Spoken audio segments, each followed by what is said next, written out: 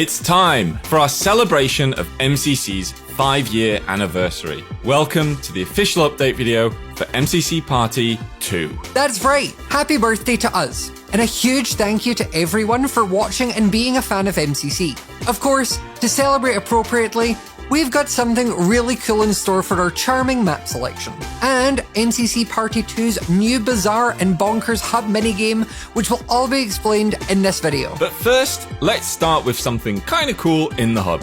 I'm sure that by now you've heard that MCC has partnered with over 40 creators to produce an official MCC trading card game with Creo Cards, which, by the way, is now available for pre-order until the end of December. In this event, the hub will house a fancy art gallery, which will show off all the unique card arts of the players who are participating in Party 2, including mine, as well as some of these super detailed 3D renders of the board game too. If you want to grab yourself a pack of trading cards or the board game before the limited pre-orders finish, then visit creocards.com/MCC. This is the only chance you'll get, so thank you to everyone who's supported us and hope you enjoy these awesome cards.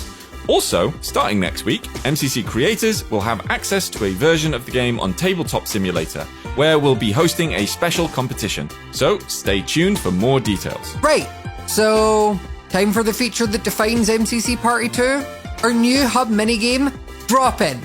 Take it away. Right, Drop In has some similarities to the first MCC Party's hub minigame, but it's like completely different. In MCC Party 2, there isn't any coin multiplier in the Decision Dome, and the Dodgeball teams aren't decided through coins, but with crowns instead. And crowns are earned in various ways by playing the Drop-In hub minigame. Drop-In is played twice during the event. Once during Decision Dome games 1 to 4, and then again during the Decision Dome games 5 to 8. One round is played every time players come back to the hub, which means each game of Drop-In is completed in 4 rounds. The halftime break is basically the split point between the 2 games of Drop-In. After each MCC minigame, teams will return to the hub with a bunch of coins, but teams will also be granted these things called tiles. Teams will always be given a single colored tile in their own color and 2 blank tiles for free. Bonus colored tiles will then be given based on how many coins the team managed to collect in the previous game. And more tiles will come from certain secret objectives throughout the event. Cool, right? Oh, you're probably asking what you do with these tiles. Well, welcome to the massive drop-in grid. Starting with the team that came last in coins in the previous game, teams will have a single turn to insert all their tiles into the grid until they run out. Tiles are inserted from the top, and they will slide all the way down as far as they can. The main way of scoring crowns is simple. Have as many of your own colored tiles remain on the grid by the end of 4 rounds of drop-in. And tiles within the golden zone will score double their crown value. At the end of 4 rounds of drop-in, the grid gets cleared, we have the half-time break, and then we go again. But wait, what's the catch?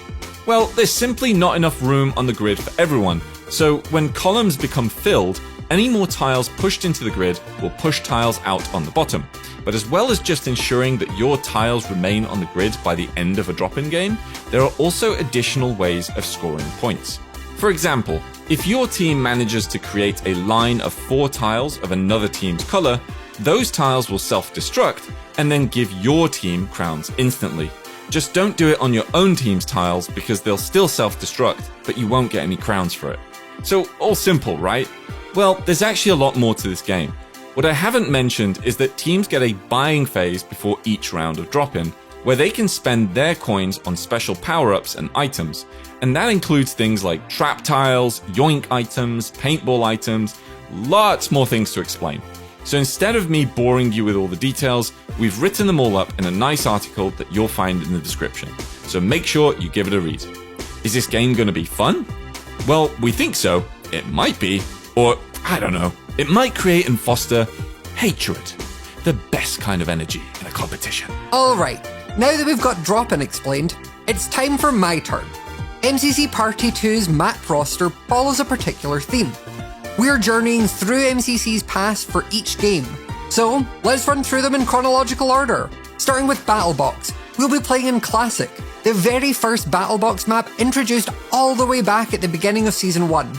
Then we'll be travelling to TGTTOS using maps that were only introduced in Season 1. Terra Swip Force Tunnel 1, pits, walls, basins, skydive, and doors. Then entering into early Season 2, Sands of Time's big revamp which solidified it into the game it is today. Then there's Buildmart, which was also revamped in early Season 2 with the new Elytra-based shopping experience, which made it a lot more fun to traverse in. Gridrunners! First introduced in Season 2, will feature some brand new rooms based around the games that aren't in the Decision Dome this event. Cool! Now entering the latter half of Season 2, we'll be visiting the incredible introduction of Meltdown. And then with Hole in the Wall, there'll be a whole lot of skipping and jumping on the medieval map.